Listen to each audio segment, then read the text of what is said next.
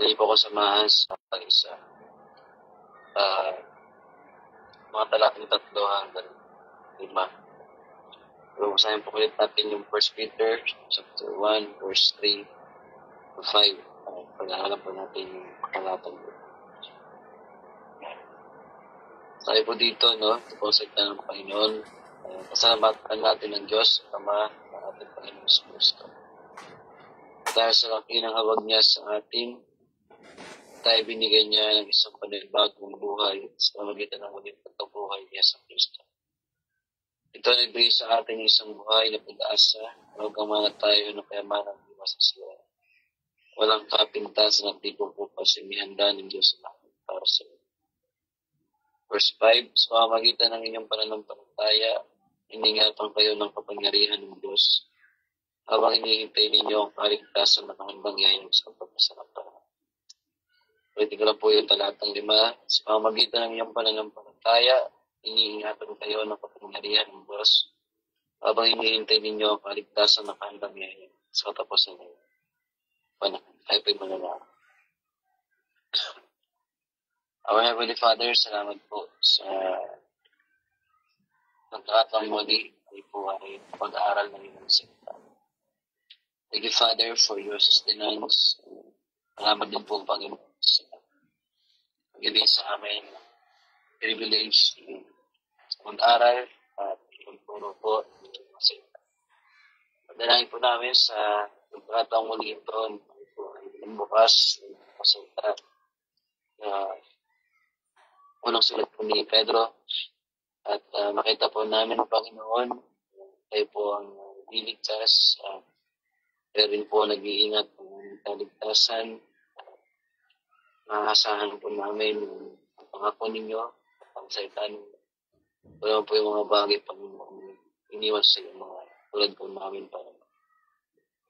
Thank you, Father. Tuloy pa kaming mas umapit sa iyo. Tuloy pa kami na sa iyo lamang po umasa at pagkatuwala ang lahat ng mga bagay.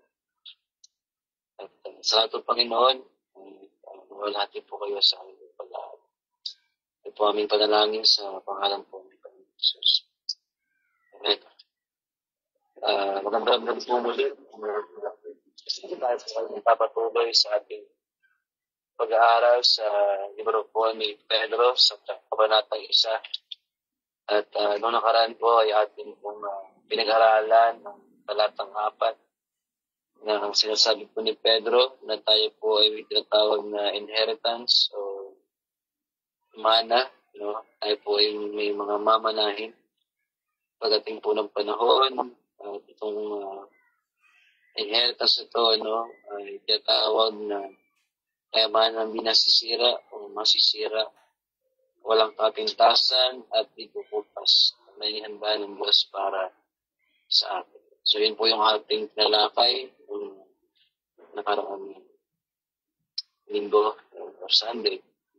At yung talatang 5 naman po, kung sinasabi po na tayo ay mayroong inheritance na imperishable at walang kapintasan at di pupupas. So yung ating pagtanong sa talatang 5, kung meron tayong tinatawag na kaligtasan at kapinihanda ng Diyos, yes, yun, pwede nating sabihin na tayo po ay saved.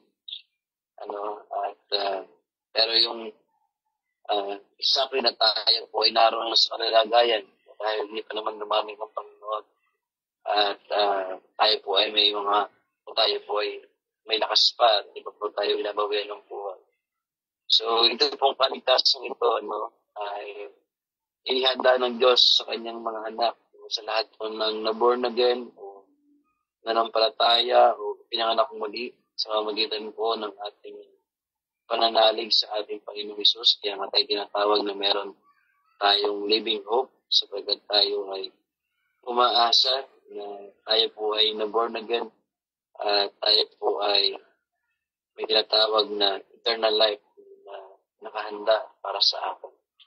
Pero malaking tanong, ito ba ay pwede po natin na sabihin na hindi mawawala? O ito ba ay pwedeng mawala? itong kaligtasan ito o itong sabi po ng Pedro na ating pong mamanahin pagdating ng panahon. So, kung may tinatawag na reward, no, at tinatawag na eternal life, itong bagay ba na ito ay pwedeng mawala?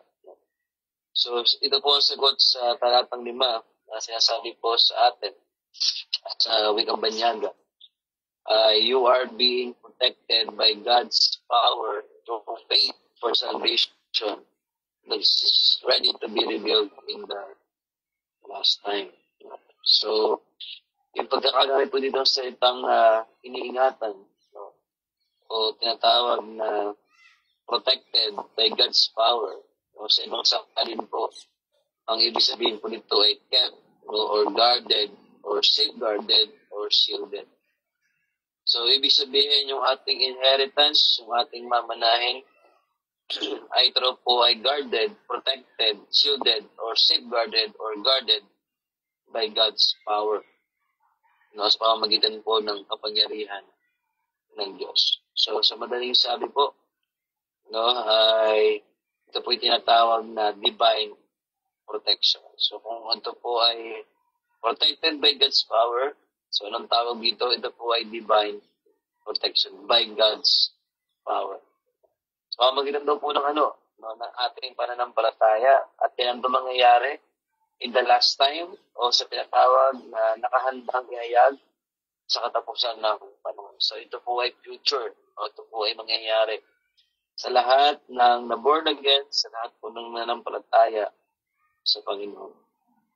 At marami pong talata no, nagpapatunay na ito pong ating inaasahan, no, yung pagkakalod po sa atin na inheritance o yung bagay po na pagkakalod Panginoon sa kanyang mga anak o sa kanyang mga pinili na sa lahat ng na-born again at nanampalataya sa Panginoon.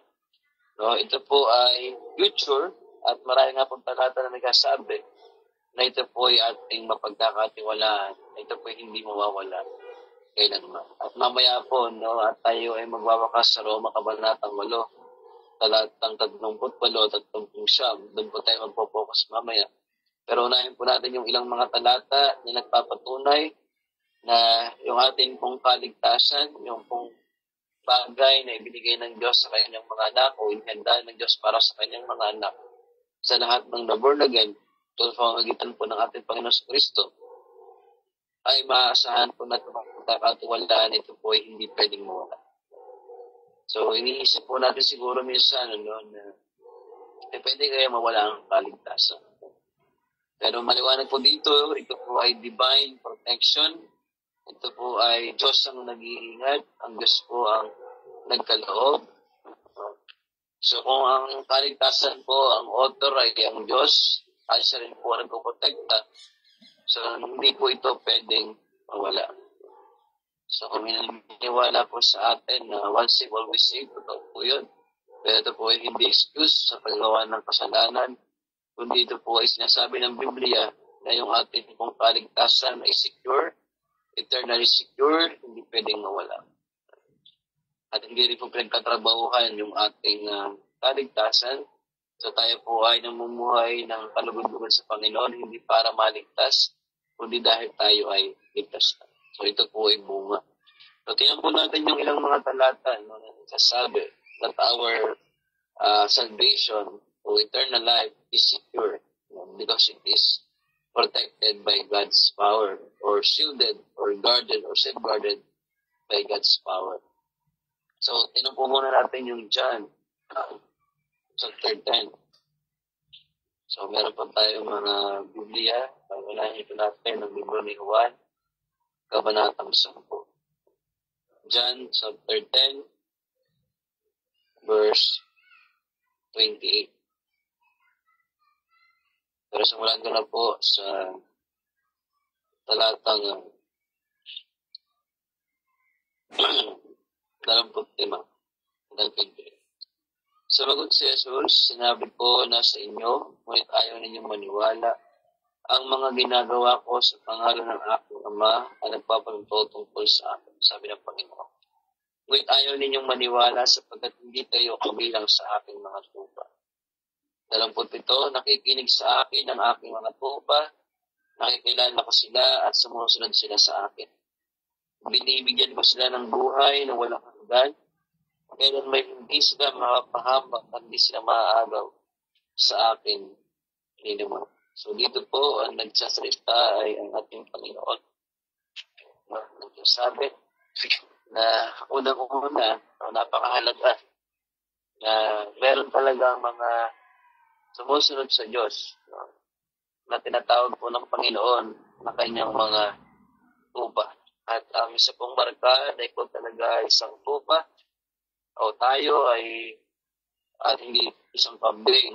No? Sabi ng Panginoon sa 27, nakikinig sa akin ang aking mga tupa, nakikilala ko sila at sumusunod sila sa akin. So yan po ang isang marka ng totoong mananampalataya. Every time we hear, no, the word of Christ, the word of God, tayo po ay sumusunod. At atin pong pinaniniwalaan, tayo po ay namumuhay ayon po sa salita ng Panginoon o ng ating Panginoon sa Kristo. So dahil nga, alam naman natin, na tulad ng shepherd, ang mga tupa ay hindi nakikinig sa ibang mga tao, kung ito man po ay pwede nilang gayahin yung kanilang shepherd.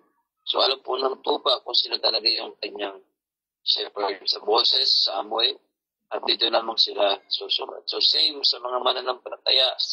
So bagamat maraming pwedeng maging tigapagturo, pero kung talagang hindi yung sinasabi ng Panginoon, kung talagang tayo ay safe, ang ating labang pakikinggan kung ano yung sinasabi po ng Panginoon sa kanyang mga salita. Pagdating po ng talatang 28, sabi ng Panginoon, binibigyan ko sila ng buhay na walang hanggan.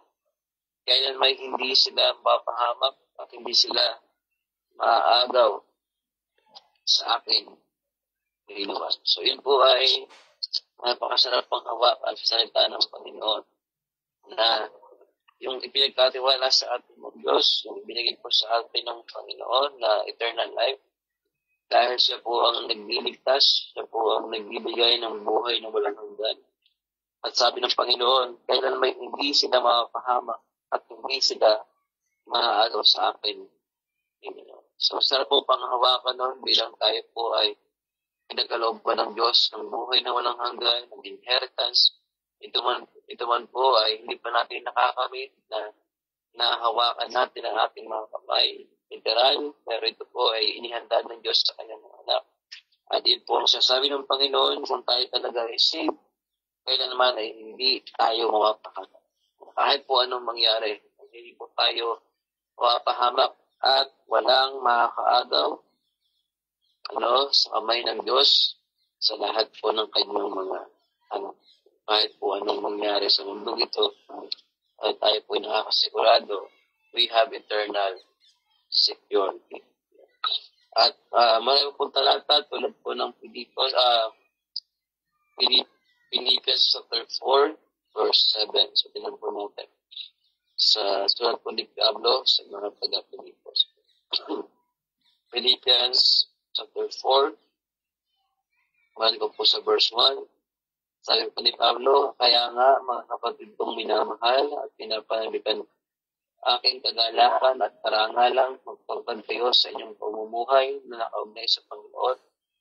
Nag-usap ako ina Judea at Sintique na sila magkasundo na bilang magkapatid sa Panginoon.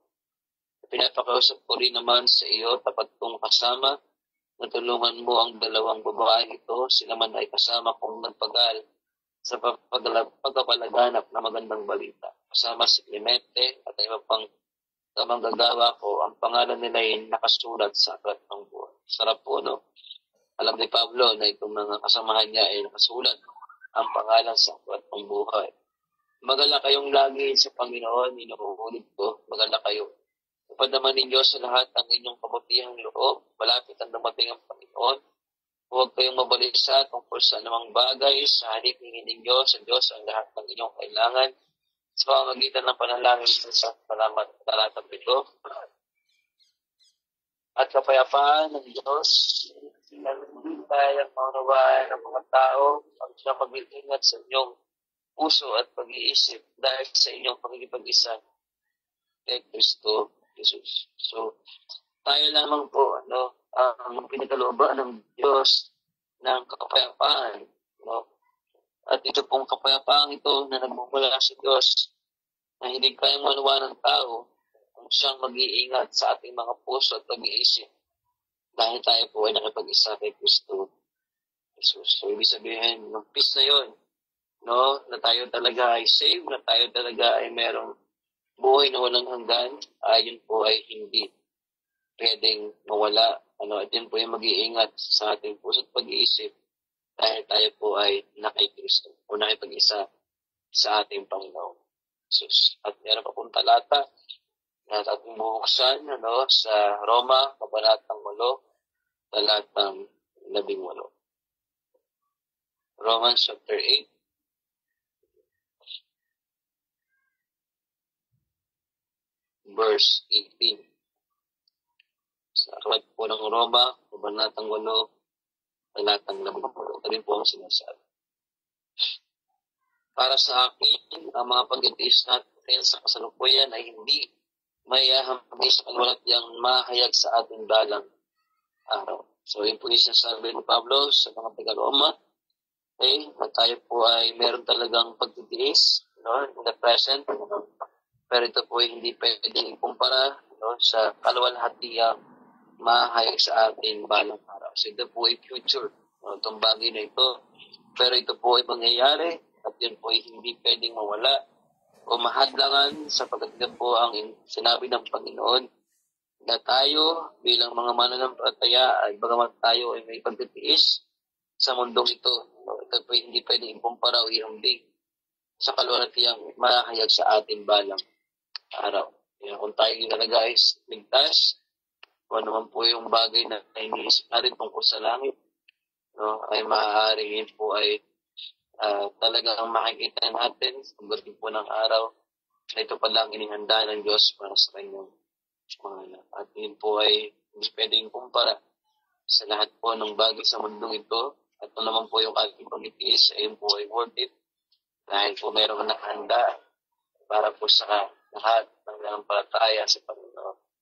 At yun po ay iniingatan po ng ating Diyos na nagbigay ito sa atin ng mga bagay. At ilan pa pong mga talata na atin pong titingnan. Ito rin po ang sinasabi sa sulat po sa 2 Timoteo, Kabanatang 1, talatang 12. So, 2 Timothy, chapter 1, verse 12. 2 Timothy, chapter 1, verse 12. Ito rin po ang sinasabi ni Pablo, kay Batang Timoteo, sunod po sa 11. Dahil sa magandang balitang ito, ako ay ginawang mangangaral, apostol at guro. At iyan ang dahilan kaya ako nagdurusa ng ganito. Ngunit hindi ako nahihiya sapagkat lubos kong kilala ang aking sinasampatayan at natitiyak kong may ingatan niya sa wakas ang ipinagkatiwala ko sa kanya.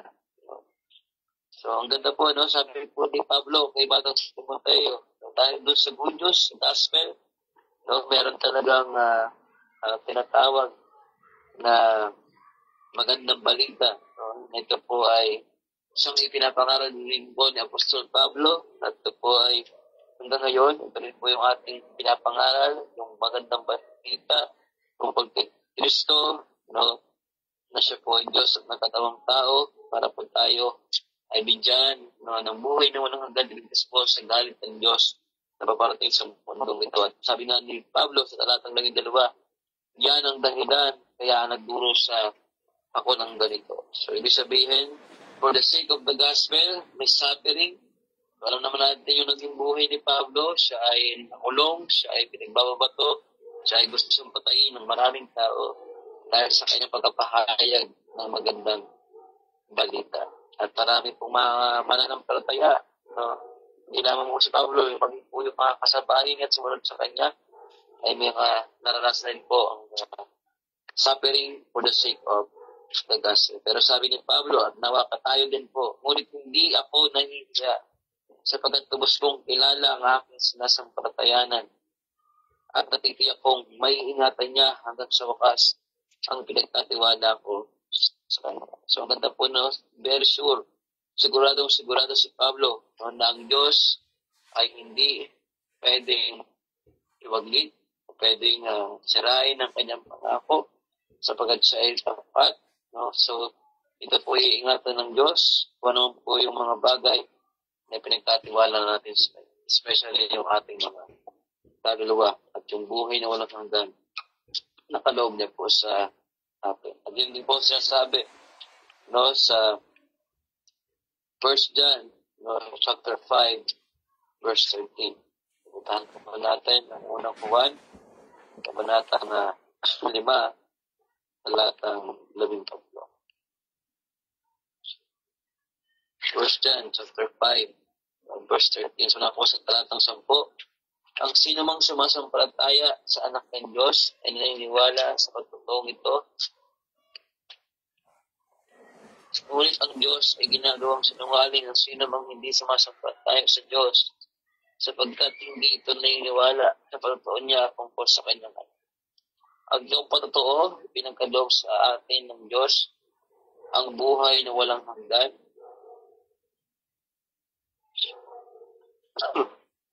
At ito'y nakakamtan natin sa pamamagitan ng kanyang anak. 12. At ang sino mang pinapanahanan o pinapanahanan ng anak ng Diyos ay mayroong buhay na walang hanggan. Ngunit ang hindi pinapanahanan ng anak ng Diyos ay hindi makakaranas ng buhay na walang hanggan. 13. Isinusulat po ito sa inyo upang malaman ninyo na kayong sumasampalataya sa anak ng Diyos ay may buhay na walang hanggan.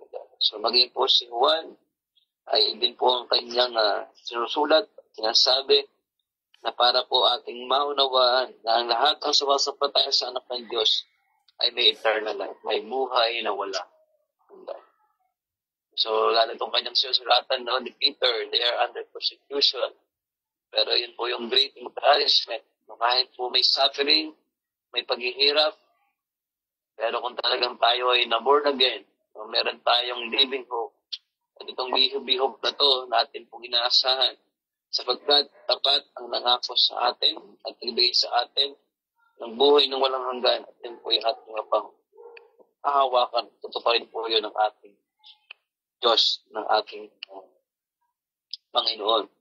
At siyang nagigdas po sa atin. At muli po natin buksan ang Philippians sa Pilipos, kabanatang 1, talatang 6.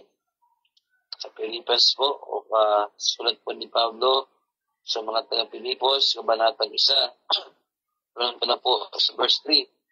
Nagkapasalamat ako sa aking Diyos tuwing naaalala ko kayo, sabi po ni Pablo. Tuwing pinapanalangin ko kayong lahat, ako'y laging nagagalak dahil sa inyong pakikisa sa pagkapalaganap ng magandang balita tungkol kay Kristo. Mula lang ito inyong tanggapin hanggang sa kasalukuyan. Natitiyak ko ang mabuting gawang pinasimulan sa inyo ng Diyos ay kanyang lulubusin hanggang sa araw ng pagbabalik niya sa Kristo. Minamahal ko kayo, kaya dapat lang magpahalagaan kayo ng ganito at dahil sa pagkasama tayo tumanggap ng pagpapala ng Diyos, doon pa man nang ako'y malayang nagtatanggol at kapalaganap na magandang balita at kahit ngayong ako'y nakabilanggo. So, tinan niyo po yung talatang 10, talatang 6. Sabi po ni Pablo, natitiyak kung ang mabuting gawang pinasimulan sa inyo ng Diyos ay kanyang lulubusin hanggang sa araw ng pagbabalik ni Yesu Cristo. So si Pablo po ay tiyak na tiyak o siguradong sigurado, no, na yung ginawa ng Diyos sa atin o yung kanyang pinasimulan na mabuting gawa, no, ay kanyang lulubusin hanggang sa araw ng pagbabalik ni Yesu Cristo. So hindi po ito pwedeng mawala, no? Hindi po ito pwedeng mahadlangan sapagkat ang Diyos ang patuloy na nag-iingat ng ating kaligtasan. At yun po ay good work, no, na tayo po ay talagang bibigyan niya ng buhay na walang hanggan. At puntahan na po natin, no, sa pagpong talata sa Hebreo, kabanatang 10, talatang 10. Ito po ang sinasabi sa mga Hebreo, kabanatang 10, talatang 10. At dahil sinunod niya ang kalooban ng Diyos, tayo ay ginawang banal ni Jesucristo sa pamamagitan ng mensanan at sapat na paghahandog ng kanyang sarili. So dahil nga po ang Panginoon, no, ay namatay para sa ating mga kasalanan, at yun po itanda ng kanyang pagsunod sa kalooban ng kanyang Ama, ng ating Diyos sa nasa langit. So sabi dito, tayo ay ginawang banal na Jesucristo sa pamamagitan ng mensanan at sapat na paghahandog ng kanyang sarili. So yung ginawa po ng Panginoon ay mensanan, at yun po hindi pwedeng ulit-ulitin.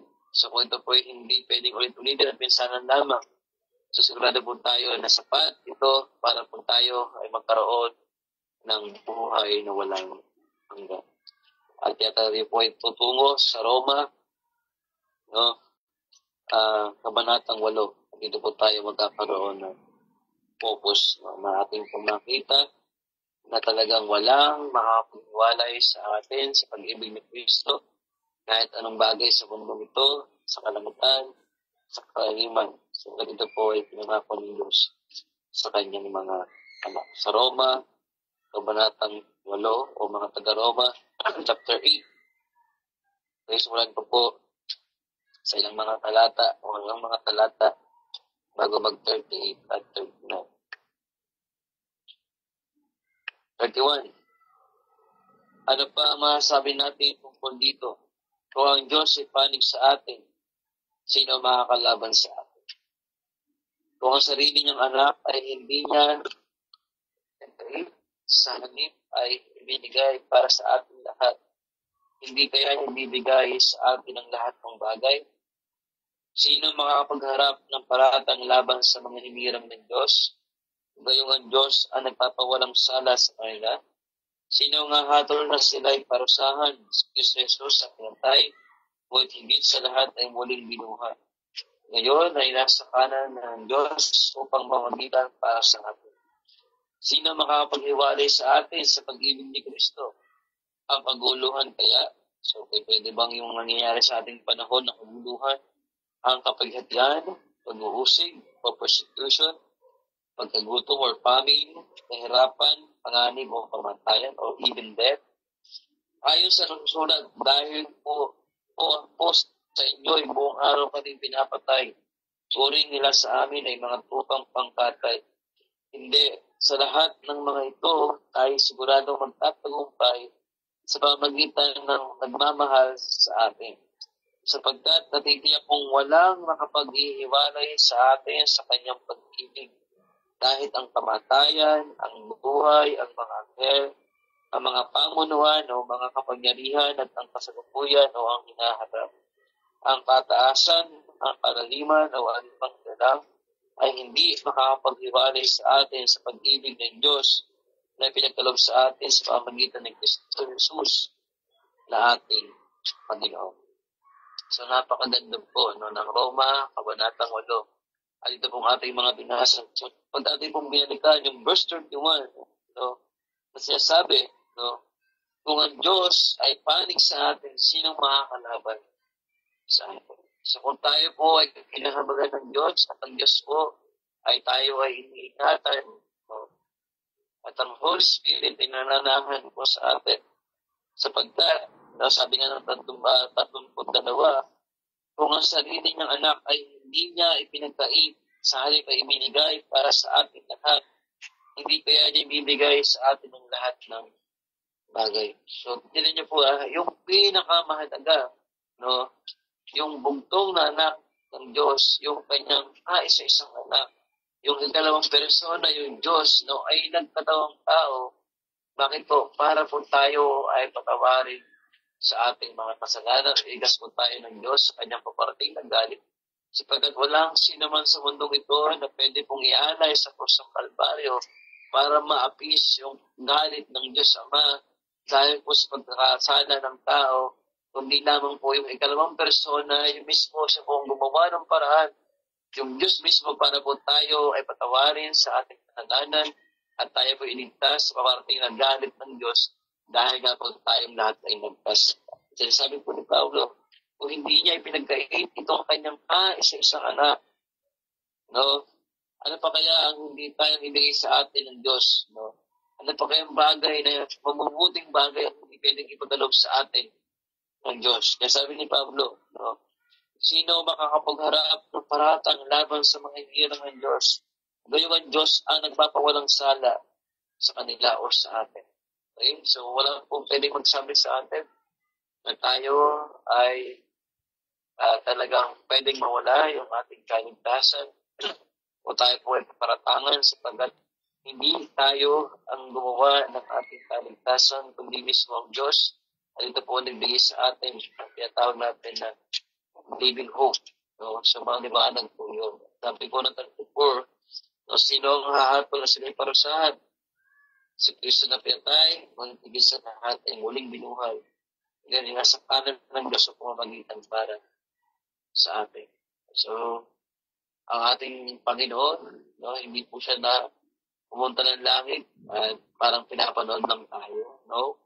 Siya po ay nag-intercede para sa atin sapagkat tayo po ay kanyang pinagmagan. No? At sabi nga ng 35, sino makapaghiwalay sa atin? Pag-ibig ni Kristo, ang kaguluhan kaya, ang kapaghatian, pag-uusip, paggutom, kahirapan, panganib o kamatayan. Okay, sabi nga ni Pablo 37, hindi. Sa lahat ng mga ito, tayo siguradong magtatagumpay sa pamamagitan niya na nagmamahal sa atin. So, walang pwedeng makipaghiwalay sa atin sa pag-ibig po ng ating Panginoon. Kahit pa yung ating naranasan sa kasalukuyan, yung hirap, maging yung paguluhan, at sabi nga, maging kamatayan, sa mag-asawa po, pag nanunumpa, ay may pwedeng nakapaghiwalay yung kamatayan. Pero sa Panginoon po, yung kanyang pag-ibig, ay kahit kamatayan, ay ating mga pagtutumpayan, at yun po hindi pwedeng nakapaghiwalay sa atin sa pag-ibig ni Kristo. At sabi nga po, 38, sapagkat sila po yung ginamit na salita, natitiyak pong walang makapaghiwalay sa atin sa kanyang pag-ibig kahit ang inuulit naman po ang kamatayan. Maging po yung buhay at maging po yung mga heavenly beings, ang mga anghel, ang mga pamunuan o ang mga kapangyarihan, ang kasalukuyan o ang hinaharap, ang kataasan, ang kalaliman o alinmang nilalang ay hindi makapaghiwalay sa atin sa pag-ibig ng Diyos na pinagkaloob sa atin sa pamamagitan ni Kristo Jesus na ating Panginoon. At yan po ang sinasabi ni Peter. Ito po ay protected, ito po ay shielded, ito po ay guarded, ito po ay safeguarded, or kept by God's power. So, hindi po ito pwedeng mawala. Ito po ay hindi pwedeng masira. Ito po ay hindi pwedeng maagaw o maiwala natin, malaglag natin yung ating kaligtasan. Sapagkat ito po ay Diyos ang nag-iingat. So, meron ba mas makapangyarihan sa Diyos? So, wala yan. Kahit pa po sino, ang tinatawag na powerful sa mundong ito, or maging po yung mga heavenly beings, wala nang masihigit pa sa Diyos na ating pong pinagkakatiwalaan. Kung tayo ay may Kristo, tayo po ay naniwala sa ating Panginoon, tayo po ay tinahabagan ng Diyos, tayong lahat ay born again, make sure po yun, totoo po yun. Nakakasigurado po, nakakatiyak po sa amin. Yung living hope natin, yung buhay natin pag-asa, yan at yung tawag na buhay or living, ay nakakasigurado po tayo na ito po iingatan ng Diyos hanggang sa kahuling panahon.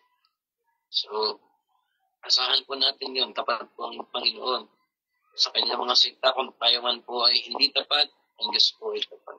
Hindi niyo po sisirain ang kanyang pangako sa kanyang mga anak, kahit kung anong ating pagdaanan sa buhay na ito, naman po yung ating mga nakaharapin sa buhay na ito. Ayan po yung ating maasahan na hindi mawawala ang ating tasa. Okay? Bagamat ito po ay ginagamit ng madami na once saved, always saved. Totoo po yun. Pero ito po ay hindi excuse para gumawa ng kasalanan. Sapagkat ang totoong saved ay hindi niyo po ito gagamitin para gumawa ng pagkakasala dahil eternally secure yung kanyang kaligtasan, kundi mas lalo pa siyang susunod sa Panginoon, magpapagamit sa Panginoon, at talagang naghahanda sa muling pagbabalik ng kanyang Panginoon, sapagkat ito po ang tunay na attitude ng mananampalataya, hindi pag-abuso ng grasya ng Diyos. So, kasi maraming takot ngayon na maniwala na yung kaligtasan ay hindi nawawala. Sapagkat sabihin ng marami, mas gusto ko pa yung pag pinagtatrabuhan ko yung kaligtasan ko para ako ay makamamuhay ng panagibubok sa Diyos. So, I will tell you po, kung talagang safe ka, hindi ka mamumuhay sa pagkakasala, bagaman tayo hindi perfect. Pero, ang ating pong kaligtasan, hindi po tayo nag-iingat. Ang Diyos po nag-iingat.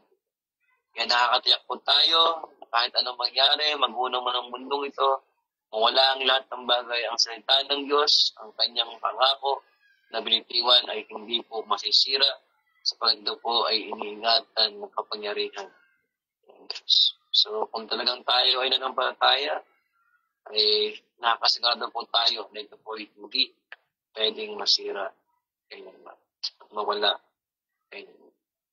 So, yan muna po yung ating pag-aaral. At hopefully po, ay meron po tayong mga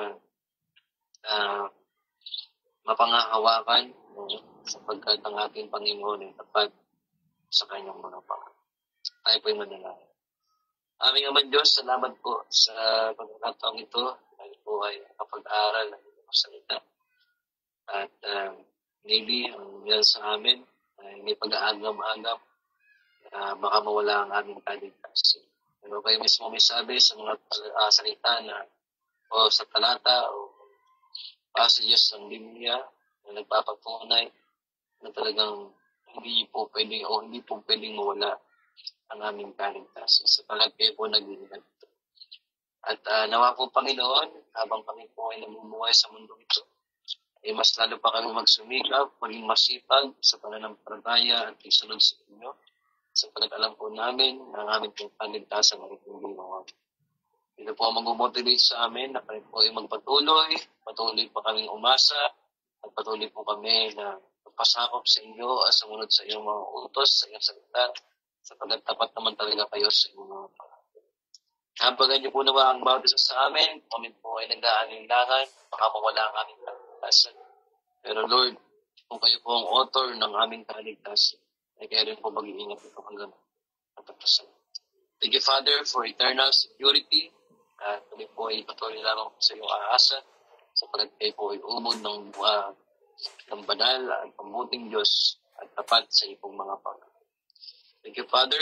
Habagan niyo po naman bati sa aming salamat na namin sa pangalan po ng Panginoon Jesus. Amen. Salamat. Amen. Amen. Maraming salamat po, Pastor Edmond, sa inyo pong napakagandang i-share po sa amin sa gabi ito. Glory to God po sa buhay niyo. Ayan, pinag-aralan pa natin ng 1 Peter chapter 1, verse 5. Ayan. So, bago po tayo magpatuloy sa mga reflections and testimonies o katanungan, ay tinatawagan ko muna po yung mananalangin para sa ating sharer. Walang iba kundi ang ating kapatid na Sister Emerina Cancina. Sis Mena? Sis Mena? Dinig niyo po ako. Parang medyo po mahina. May dilemati po kasi inyong phone. Okay ba? Okay, Ayan, okay po. Thank you very much. Opo. Okay, amen. Tayo po yung manalangin. Panalangin po natin ang ating mahal na pastor. O ama namin